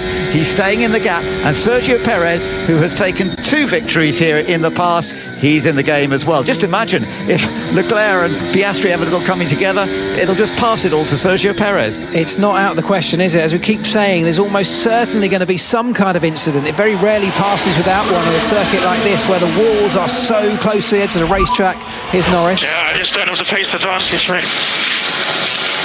I can't get close enough. Okay, mate. We're considering doing something different then. Well, Lando Norris, I think, has done an amazing job of staying with Albon and fending off Verstappen for so long. Oh, another look for Leclerc. He goes to the outside. I don't think he can do it unless he can cut back on the exit. Meanwhile, Lando Norris has been told to take a pit stop. Piastri defended again, but it's not getting any easier. Charles Leclerc's on the attack. Yeah, and there's something different that McLaren might be talking about here, is converting to a 2-stop. There's 21 laps to go. They have an abundance of the red walls. Oh, they've changed their mind. So they called him in, then changed their mind at the last minute and asked him to stay out. They're in a position where, because they started so far back, whatever they do right now, they're running 6th right now, but they're not really in the same race as the people around them. When they make a pit stop and go onto what will be a slower tyre, they will be compromised. What they do have that no one else has is an abundance of the red walled soft tyres. Now, they won't last very long in this race. It's definitely not the optimum way from lights out to checkered flag, but given that they're on a bit of a losing streak here, they cannot beat the people around them on clear pace. Is it worth throwing the dice and playing a massive gamble to go very quickly for a short period of time and stopping again to do the same thing? We just saw some close-up shots of the hard tyres on both Albon and Lando Norris's car. I have to say, they're holding on really well. They look, I mean, okay, they are wearing, and you can't sort of see that, but they're very clean across the surface. Yeah, they are. Both drivers have been pushing quite hard as well. We heard Leclerc talking about how hard the guys around him were pushing, so we know they're pushing them, but it's a durable tyre. The white-walled, hard compound tyre, by far the most durable of the 3. It does, of course, come with a compromise in pace, but it's clearly been the better tyre in these conditions on this racetrack. Keep it nice and tidy. This is good fighting. So the Ferrari just keeping Leclerc going. It is great, but which way it's going to go? We've got 20 laps still remaining, just under. As Oscar Piastri comes across the line once again with less than half a second advantage over Charles Leclerc. Sunny conditions in Baku for the Azerbaijan Grand Prix. Track temperatures still reasonably high, over 40 degrees, but actually dropping away a little bit now as the sun is beginning to set, and yet the tyres are holding up well. We're still waiting for Alex Albon and Lando Norris, who are currently running in 5th and 6th places, to make their pit stops, and we shall see how that goes in a short space of time. And look at this, we've got a battle Verstappen under pressure from George Russell. George Russell almost managed to get past Verstappen. Lando Norris staying in front of them both. Alex Albon has come in. So just as I mentioned, we were wondering when they were going to. Well, Alex Albon in the Williams is into the pits right now. Yeah, so that's interesting in that it's released the pack of cars that he was holding up behind them. That's the likes of Verstappen, Russell, Alonso's a little bit further back from them. But those two, particularly Verstappen and Russell, will desperately want to get past Lando Norris, who should be making his pit stop in the next 5 or 6 laps. Okay, mate, this is our time. Yeah, so they know they're going to get passed by Verstappen on the pit straight now. They're coming towards the castle section right now. They have to get Norris into the pit so he loses as little time as possible on Verstappen. And that's because he's lost the DRS advantage that he had from the sort of struggling Alex Albon in front. So he's no longer got that tool in his toolbox. As Andrew said, that leaves him as a sitting duck to Verstappen. But right now, up front, Oscar Piastri's under even more pressure from Charles Leclerc. Surely, Charles Leclerc looked to me closer than ever as they came down through turns 15 and 16 and out through these fast corners onto the main straight. And it does look to me as though Leclerc, well, actually, as they've gone through those chicanes, he's pulled away a little bit more to the sort of level that we have seen before. Now Leclerc is catching Piastri into the final part of the straight. He is having another look to the outside. Piastri's able to brake late and still hold on. I have to say, the McLaren only another chance. Oh, not quite. Leclerc almost able to dive down the inside into turn 2. Piastri closed him off just in time. If he'd done it any later, he'd have got a penalty. Yeah, what Piastri's doing very well is he's going to the inside towards the end of that start-finish straight into turn 1. I have to say, he left a gap. There was a gap where I wonder if Charles Leclerc needs to consider going even more to the inside and squeezing it down the inside into turn 1. It compromises the corner, but if he can get it under control and maintain track position, that could be his opportunity. And Sergio Perez is right there as well. He's thinking, oh good, they're all messing each other up. My tyres are actually in good shape. I wonder if he's thinking that, I don't know. But yes, Andrew. So Lando Norris has not pitted, interestingly. Here's Verstappen's radio. Not really good. The car is just jumping on the rear, losing contact. Wow, so maybe Norris and McLaren think they can hold Verstappen and keep hanging on for that safety car that may or may not come. It's looking less and less likely, I have to say. But if he can do that, that's going to help him, because he wants to try and clear the cars behind him so he can drop into some clear air and not get held up by backmarkers when he does eventually have to pit. Yeah, no, I agree, but that's really interesting hearing from Verstappen that he's struggling. We're just having a little look at the replay, Mark, of when Charles Leclerc got even closer to getting past. Yeah, so Piastri goes to the inside in turn 1. Leclerc tries to do the switchback and he gets very, very close, right up underneath the gearbox of the McLaren. Almost contact, but not quite. But Piastri does a really good job of keeping his car under control and just positioning it so there's no way through that tight and twisty section of the old part of town in Baku here that there's no way that Leclerc could have got past. I think his opportunity, he's got to get closer coming onto that start-finish straight. He's got to have a fully charged battery, have DRS available and get the slipstream so effectively that he can manage to slip down the inside before Piastri manages to defend. I have to say, Ben, I think this is exceptional racecraft from Oscar Piastri. He looked brilliant on that first lap in Monza, overtaking Lando Norris. He just it was a bit edgy for McLaren's liking, and he's pulled an opportunistic move again to take the lead here in Baku, and now he's driving a masterful defensive race, I have to say, against Charles Leclerc's pretty much obviously faster Ferrari, I would say. George Russell's got a chance to get past Max Verstappen. As we've heard Max Verstappen saying it's just not working, and it's not, because George Russell has passed Max Verstappen. Russell up into 6th place. Yeah, amazing. So one of the Red Bulls in the hands of Max Verstappen, really uncomfortable, not happy, struggling on those tyres, struggling with bouncing at the rear. These cars are run very, very stiff in the modern era, very low to the ground on a bumpy circuit, as this is. It's the streets of Azerbaijan here. The car bumping around. He's talking about the back end of the car just lifting off the ground over bumps, losing traction, and that's really costing him. I also want to keep an eye on what Alex Albon is doing right now, Mark, because Albon went onto the medium compound tyre and, of course, making a pit stop when he was up front and that has dropped him way down the list. It includes dropping him behind his teammate, but he is going quite quickly. We'll keep an eye on that. We're just having a look at the replay of George Russell. That was actually a pretty straightforward pass on Verstappen. Yeah, it was nice and tidy. He went to the inside in turn 1, which is what, of course, Charles Leclerc has been desperately trying to do on Oscar Piastri. But yes, you're right. Alex Albon, not only are we keeping a close eye on that, but McLaren, through the eyes of Lando Norris, will also be keeping a very close eye on that, because that's exactly what they would be expected to do. So with Albon doing it first, they're going to get a good read on how that medium tyre is performing at this stage in the race with the temperatures and the conditions that they've got. I'm intrigued to see if Albon can pass Hülkenberg fairly soon or not, because as we've seen, overtaking here is not as easy as you might think, even though you get a good DRS zone.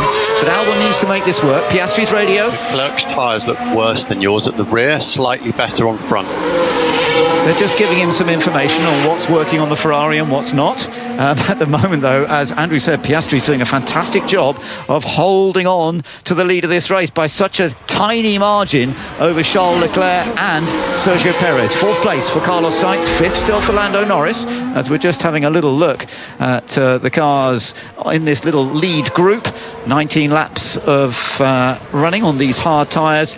And that report from McLaren just saying where they think Charles is maybe struggling a little bit more. Now, as I mentioned, some moves coming up further back as well. Alex Albon he's gone past Hülkenberg there. He's just behind him now. He's coming up right underneath the rear wing of Hülkenberg. Very, very close. Yeah, trying to get past him. His teammate is up ahead. Franco Colapinto is currently in 9th place in the Williams. Then it's Hülkenberg, and then it's Alex Albon on the fresh tyres. But Alex needs to make this work quickly. But they're in this little group. Let's see how he can make this work. Not ever easy, but he is on much fresher tyres. They're in a little bit of a sort of DRS train held up by the Williams teammate of Colapinto. So Hülkenberg has DRS from the second Williams, and then Albon has got DRS from Hülkenberg.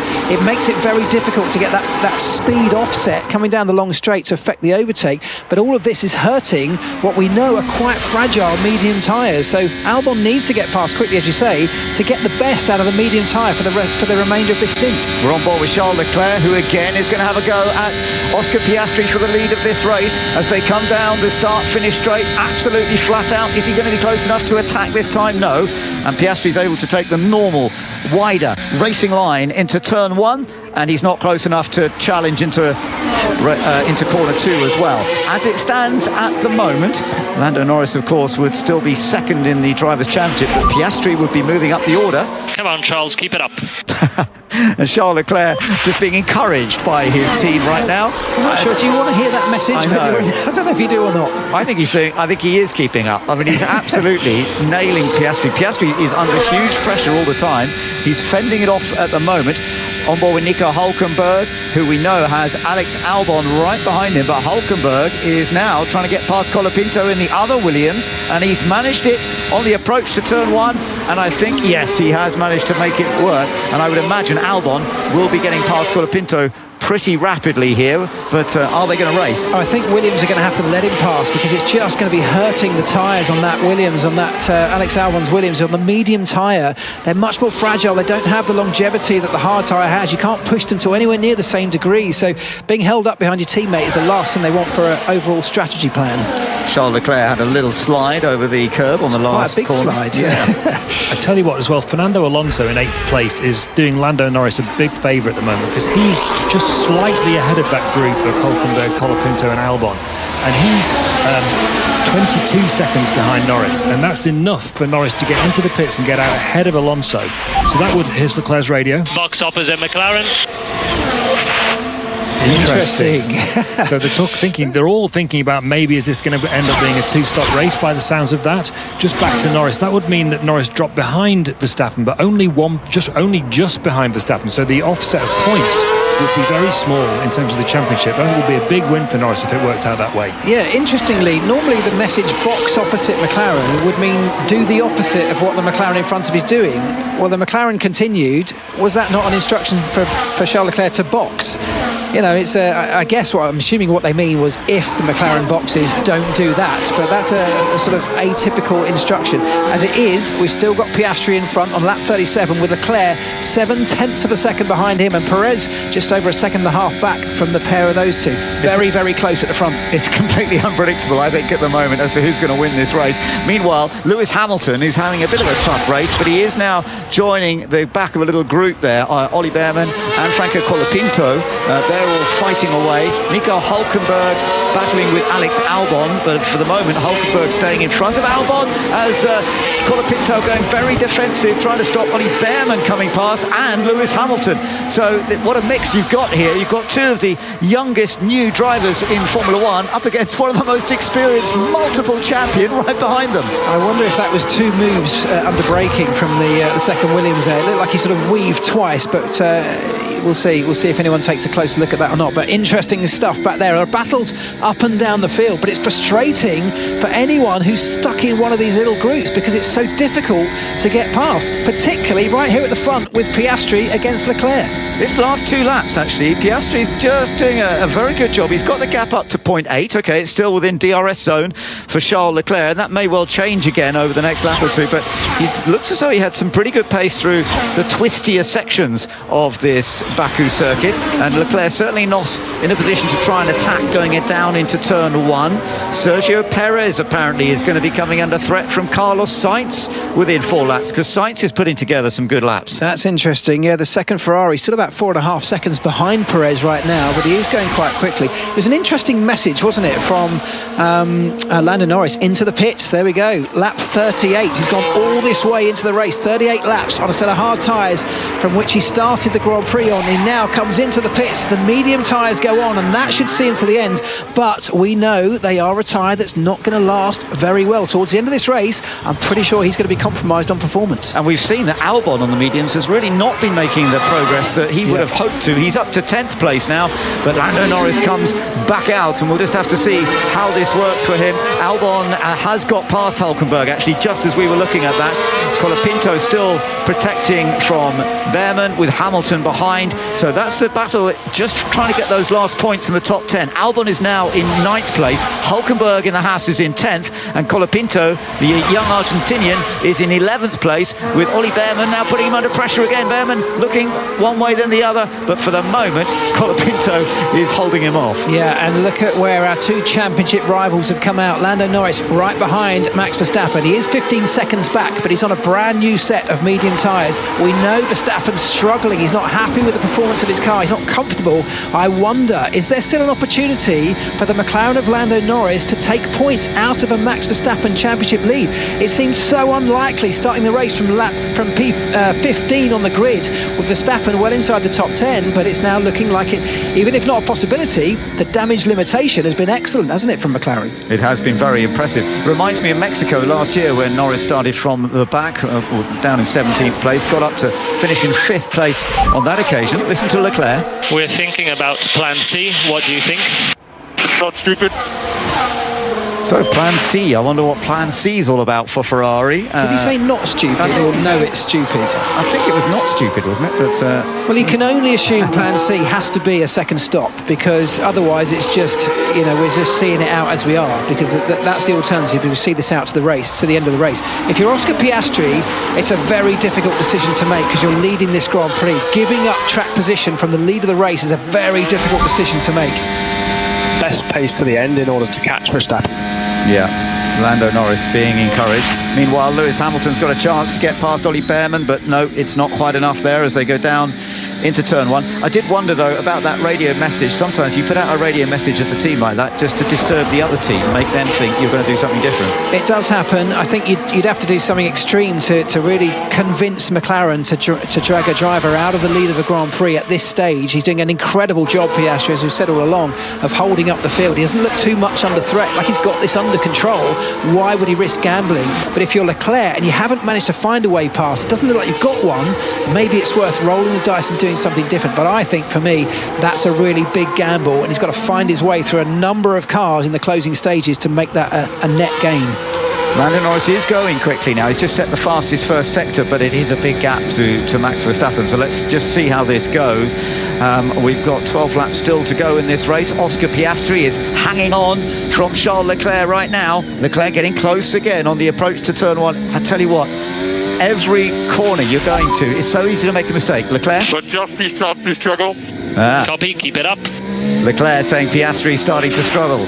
There's no way they can risk bringing either of these drivers in because it's so close. It only takes the tiniest of mistakes. This is a race of real concentration now. We mustn't forget they're threading these cars so close, centimetres away from the walls at maximum speed, and Leclerc is right behind the McLaren.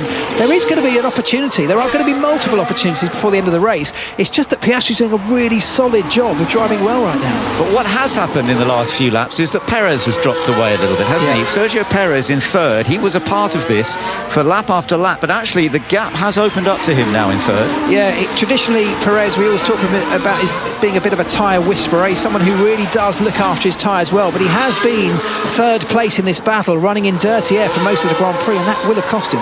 So Lando Norris has just set the fastest lap in 7th place on those fresh tyres. Here's his radio. And Lando, imagine Andrea on your shoulder saying 0 wheel spin every exit. Yeah, and he's obviously having to do that as Will Joseph, his race engineer, is reminding him there, without overstressing the tyres. 1.4 seconds he gained on Max Verstappen on that lap. So in theory, if he can keep that rate up on Verstappen, he will catch him before the end of the race. Obviously we know that passing is a different thing, so let's keep an eye on that gap. Jenny, this is proving to be a fascinating race. It is. It's really a thinking person's race, isn't it? I'm looking at the Constructors and Drivers' Championships. McLaren, at the moment, as it stands, have moved into the lead of the Constructors' Championship by 1 point from Red Bull. And then if you look at the drivers, Verstappen increases his lead. He will be on 311 points and Norris on 248. That's a gap of 64 points. It was 62 coming into this. All right, well, it's all up there, but I tell you what, Piastri is still holding on, even though he was under pressure again then for a moment from Charles Leclerc. He's doing an incredible job, but I just do not know how this is going to work out. With 10 laps to go, no safety car periods as yet. Is this going to be only the second ever race, the Azerbaijan Grand Prix, or even the European Grand Prix held here in 2016? Is it only going to be the second version that's never had a safety car or virtual safety car period? We shall find out soon. It could all change very quickly if something happens. Max Verstappen, of course, still the points leader, and at the moment Norris is behind Verstappen, so he's not going to be gaining on him, but he's putting those quick laps in and trying to close the gap. Well, also though, what could be key, Norris has the fastest lap at the moment, which would be good for 1 extra point over Verstappen as well. Lewis Hamilton has got past Ollie Behrman and kicking up the dust. He really had to go for it down the inside into turn 1, but managed to do it. It's taken him a lot of laps to get that position, so he's finally got up into 12th place, but this is a frustrating time for Lewis Hamilton. Still outside the points, and he's still got plenty more cars to try and overtake. Franco Colapinto is the next one up ahead, that's the Williams. Then Hulkenberg in the Haas is currently in 10th place, on target at the moment to take the final point in this race. Albon in 9th place, looking to score a couple of points for Williams. Fernando Alonso in a rather lonely 8th position, but the Aston Martin team has nearly always scored points here in Baku, and he's got a chance to do that again in 8th place. He's just having a little bit of a lonely time, Fernando Alonso. We haven't really seen him much on track because nobody has been racing hard against him. The battle's been up front, and once again, still very little gap between Oscar Piastri and Charles Leclerc. It's just been nose to tail all the way round. Leclerc right underneath the rear wing of the McLaren, frustrated that he can't get past. He's just looking for an opportunity, and it may still come because there's so much concentration involved in threading this car through these tight streets. Piastri doing a wonderful job right now of keeping it all under control, but he's still got, another 9 laps to do that over and over again without making the slightest mistake. And the graphics coming up are telling us that it will actually be on to the last couple of laps that Lando Norris will have caught Max Verstappen, so whether he's actually going to be able to get past him, but he should have caught him by the time we get to the last couple of laps. It'll make things interesting, but I think getting past is going to be a real tall order as both Piastri and Leclerc come round in almost synchronised slides out of turn 16, the final corner, both sliding over the curve, just showing how hard they're pushing and how used up these hard tyres are. So that gap has come down between about 4.4 seconds over 4 laps between Norris and Verstappen. So he's gaining very quickly. He is, but we're seeing how difficult it is for anyone to get past, and by that point, will he have used up so much of his tyre life, he's got nothing left to really affect the overtake. That's going to be the tricky point for Norris. But even if he doesn't get past, as we said earlier on, damage limitation from where he started in P15, this is great. And having mentioned that Perez had dropped back a few moments ago, he's actually caught them back again. And I just wondered did he drop back on purpose to look after those tyres for a bit longer? Yeah. And think, well, let's just do a few laps without being behind them? We've been talking about thermal degradation. We hear engineers talking to drivers saying reduce the surface temperature of the tyre. You do that by just easing off a little bit. Pretty sure that's what Perez has done, because he wants to get things under control for the last few laps to enable him to give this one big last push and try and get somewhere, try and get himself bumped slightly further up what is currently third place on a podium. This is remarkable stuff. Oscar Piastri has taken one victory so far this year, holding on to the lead, having made a move on Leclerc many laps ago, but Leclerc has been pushing him ever since. Or can Charles Leclerc take his first ever victory and Ferrari's first ever win here? McLaren have never won this race before, whereas Red Bull have won it plenty of times, and Sergio Perez is absolutely a part of this in third position. Yes, Carlos Sainz is getting a little bit closer to them. He could make it a four-way battle. The gap 2.7 seconds at the moment between Sergio Perez in third, Carlos Sainz in fourth, but then there's a big gap. It's really just those four, I think. We'll definitely get a winner from one of these four, because George Russell is some way back in fifth place. Yeah, the interesting storyline to follow as well is, of course, Lando Norris and Max Verstappen. We know they're in the fight for the championship. Lando on much fresher medium tyres, having stopped only a few laps ago. Max Verstappen in a car he's definitely not happy with on some very used hard tyres. Back markers coming up. It's going to get messy. That's Sergio Perez being told that. There are back markers coming out. Now, when you're lapping other cars, Mark, that can really make a difference in a battle like this. Yeah, particularly on a circuit like this, where there's not an abundance of easy places to get past as well. So we're hoping that blue flags come out. That's a signal to back markers to get out of the way and let the leaders come through. We'll be hoping that happens seamlessly, because it could cost any one of these three a position or two, and that could be huge.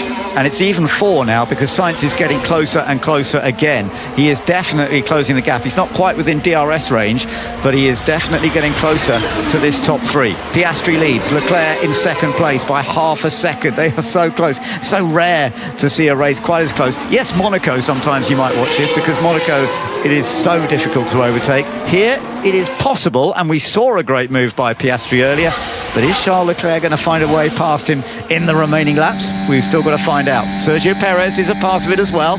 We'll just see him taking a visor clip off as he holds on to that third place, but he's got to be a little bit aware of the fact that Carlos Sainz is catching him from behind. Yeah, and just looking back to Lando Norris, he's set another fastest lap of the race. He's now 7.4 seconds behind Max Verstappen. We think he might get right up beneath the rear wing of that Red Bull in the last lap or two, maybe a lap before it, or will his tyres start to drift away? He's still putting in fast sectors. There is still life in those McLaren medium tyres. It could get spicy towards the end. Verstappen's not happy in his car, and he'll be even less happy when he sees a higher McLaren in his rearview mirror. Well, we shall see what happens further down the list. As we mentioned, Alonso in 8th, Albon in 9th place, and Nico Hülkenberg holding on to 10th. Potential point for Haas. They've only ever scored a point once here before. That was with Kevin Magnussen in 2017. Of course, Kevin Magnussen got excluded from this race, and that's why his position has been taken by Oliver Behrmann. Oliver Behrmann is in 13th place, just doing this one race for Haas at the moment, but he will be racing full-time for them next year. He's outside the points, sadly, at the moment, but he's still doing a decent job. 13th place behind Lewis Hamilton, ahead of Pierre Gasly. The leaders heading down the start-finish straight once again as we're going on to lap 45 out of 51, and again Charles Leclerc is getting closer and closer, but Oscar Piastri holds the middle line.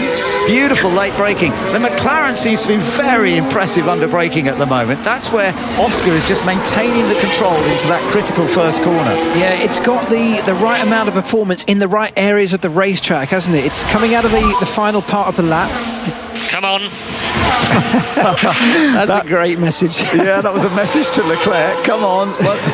You really don't need to say that to a racing driver. He's going to have to commit down that inside, isn't he? Yeah. But you've got he knows Piastri's going to protect to the inside, but he is leaving some gap. He's just going to have to, if he wants, he's going to have to take the risk if he wants to try and take that lead. And I bet he will. He's a racing driver, but you've got to choose the right moment, and we're not quite at the end of the race yet. No, and that McLaren, as I was saying, has got the performance in the right areas. So through the latter stages of the lap, it's very quick. So Leclerc not quite getting close enough as they get onto that long straight. It's very fast in a straight line, and it's very good under braking. So when they do get to that turn one, that all-important overtaking opportunity, the McLaren very confident on the brakes. It's not giving Leclerc enough of a chance.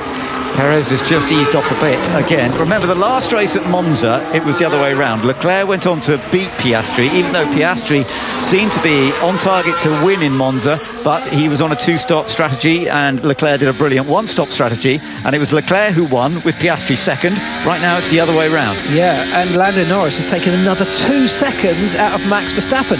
5 seconds behind now. He'll start to see him going down the long start-finish straight. He may even start to get the effects of a slipstream from 5 seconds back. So long is this flat-out section along the long main start-finish straight here in Baku. That's McLaren of Lando Norris starting all the way back in 15th after a disappointing qualifying. Could end up being right underneath the rear wing of the Red Bull, the championship leader of Max Verstappen. Another lap completed. Piastri this time not under much attack into turn one. Not that Leclerc's dropped back a lot, but he wasn't quite close enough to even have a go this time. So it is Piastri from Leclerc, from Perez.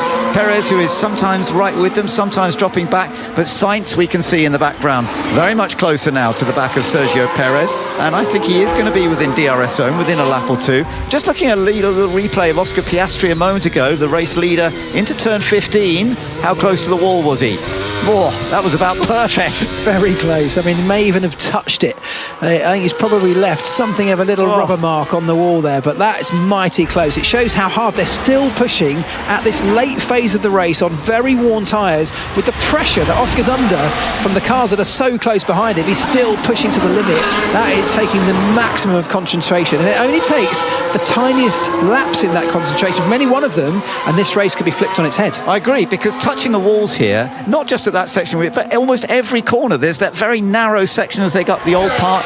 You can easily just clip a wall and suddenly a race is over. I'm astonished we haven't seen more people hit the walls in this race. We've seen plenty of them do it in practice over the course of the weekend, but so far they're all behaving in the race. It's testament to the calibre of driver that we've got in this current crop of Formula One. I think we're in a really good place in terms of the talent, and even the talent that's coming through. A lot of young drivers coming into Formula One next year. We're about to see another generation enter this sport. I think the driving community is in a really good place. He's got him out of DRS, or has he? No, maybe not. I just want to see, has he got DRS this time? Because the gap actually, for once, was just about a second.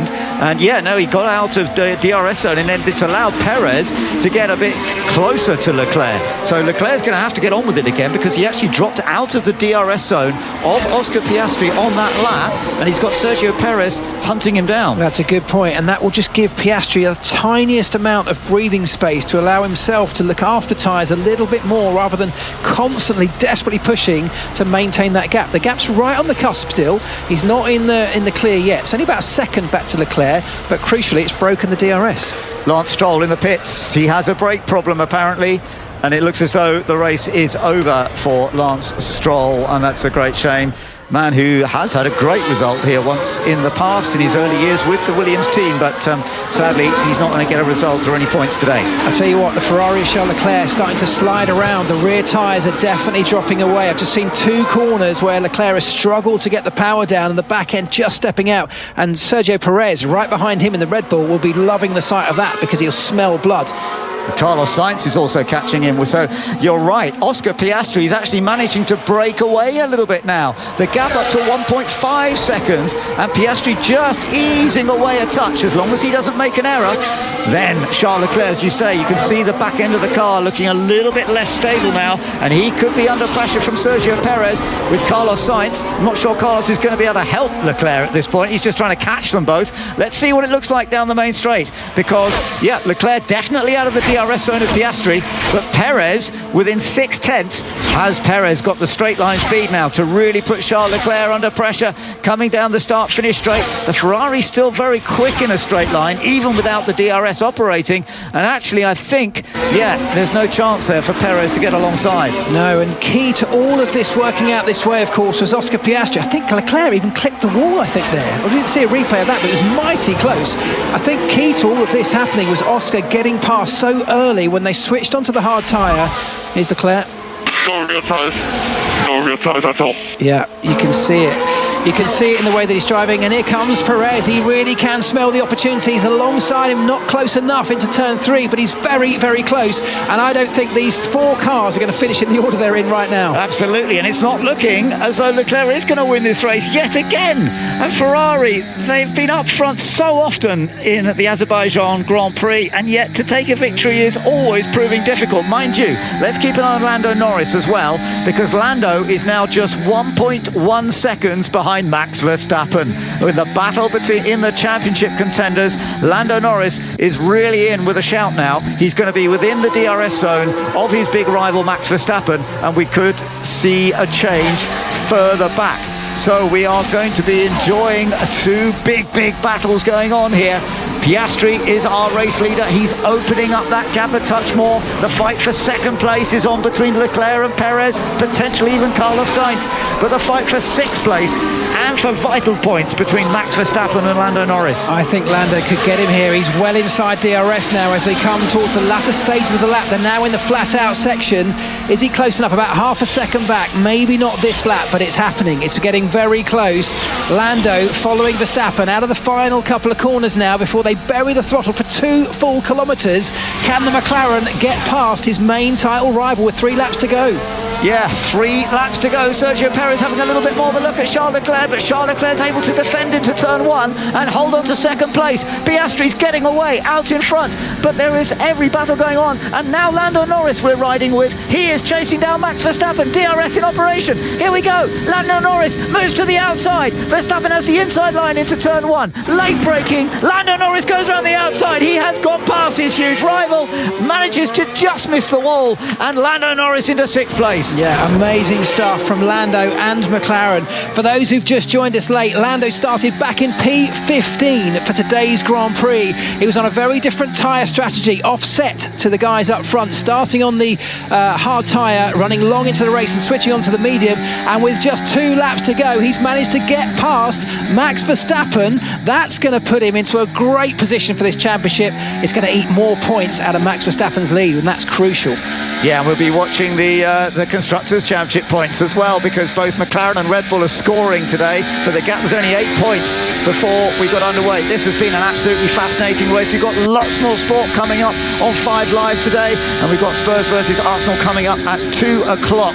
Let's hope it's as exciting as this to watch, or to listen to, because we're having an amazing race here today. Piastri has opened the gap up now to 3.5 seconds. He is really on target for his 2nd ever Grand Prix win. Yeah, I was saying earlier, the key to all of this working out in Piastri's favour was getting past Leclerc early on in the hard tyre phase, because it allowed him to stay at the front of this. And when you're at the front of this little group, you don't hurt your tyres anywhere near as much as what's been happening to Leclerc. We've seen his rear tyres go away very quickly, dropped off a cliff to the point where now he's under massive threat. Here he comes. Sergio Perez. Perez on the outside. They're side by side into turn 1. Oh, almost contact. They make it through, but Carlos Sainz is trying to take it out. Carlos Sainz has gone past Perez, and now he's actually going up against his teammate, and now Sainz goes wide. Perez gets the inside line again, so Leclerc's holding on to 2nd. Oh no, big hit. Sainz and Perez crash in the wall. They are both out of the race. Oh, what a shame. Both drivers banging in their steering wheels, and we have a yellow flag. We may even have a red flag at the end of this race. Perez and Sainz are out, and that has brought George Russell up into 3rd, Lando Norris into 4th, Verstappen in the pits. Why has Verstappen got into the pits? Surely this is going to finish under the safety car. There are 2 cars stricken across the track. There's no way they can clear them in the last lap.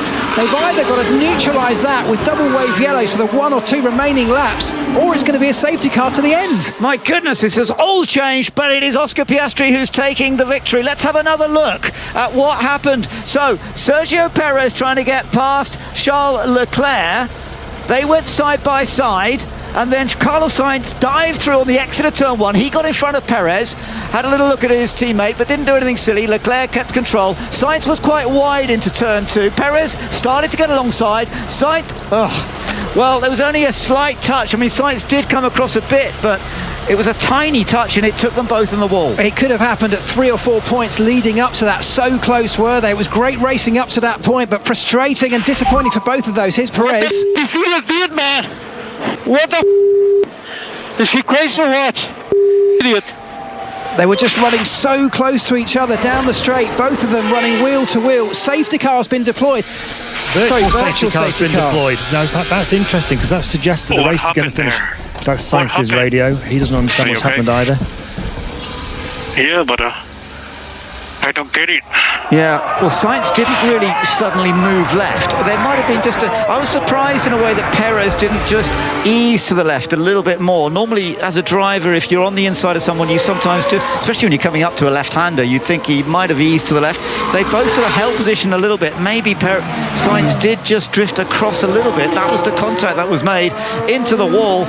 We are under virtual safety car on the final lap. Oscar Piastri is on target to take that victory. My goodness, what a dramatic end. We were expecting this at any time, an accident like this, and it happened right at the end. Well, we said it would be unlikely to get through an entire race without this happening. Verstappen had enough of a gap behind him once that accident happened to make the pit stop and still maintain P7, which is where he sits right now. So he still will collect points. He's behind Norris, though. Norris also having the fastest lap of the race, which gets him that extra point from being in P4. Verstappen, sorry, in P5 after all that shakes out. And this is the end of the race under the virtual safety car. Oh, amazing race, Jenny. Yeah, exactly. 59 points is now the gap between Verstappen and Norris at the top of the championship, and McLaren 20-point advantage over Red Bull. Wow. So McLaren really has gained in the Constructors' Championship. They've gone to the top of the Constructors.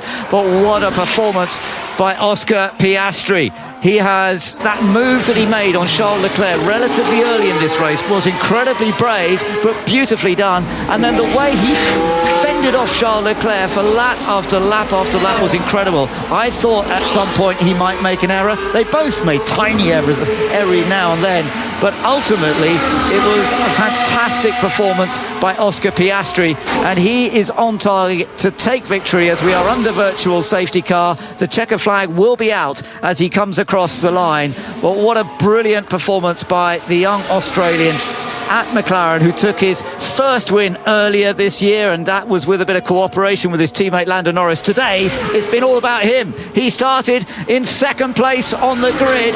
He fought his way with Charles Leclerc, who had started from pole position, and Oscar Piastri wins the Azerbaijan Grand Prix. He takes his second Formula 1 win in the last 5 races. It's McLaren's first ever win in Baku, their first podium in Baku, but McLaren's 4th win of 2024 puts them ahead in the Constructors' Championship. Charles Leclerc finishes in second place. Again, he's missed out on victory in Baku. And George Russell, who started in 5th, he's ending up finishing in 3rd. He's done this before here, getting a podium from a similar place on the grid. And George just stayed out of trouble, and he has taken that 3rd place finish. Same result for him as in 2022 when he started 5th and finished in 3rd. Lando Norris, though, remember, starting way down the pack in 15th position.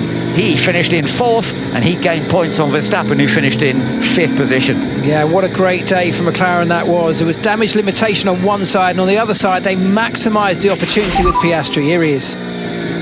Yeah, boy. Lovely. Lovely job, Oscar. Great afternoon. Fantastic. Yes. Well done, everybody. That was probably the most stressful afternoon of my life. So, well done. Yeah, that was a big move. So, thank you very much for the car. What a day that was. Thanks, everyone. Thank you. Thank you. Thank you.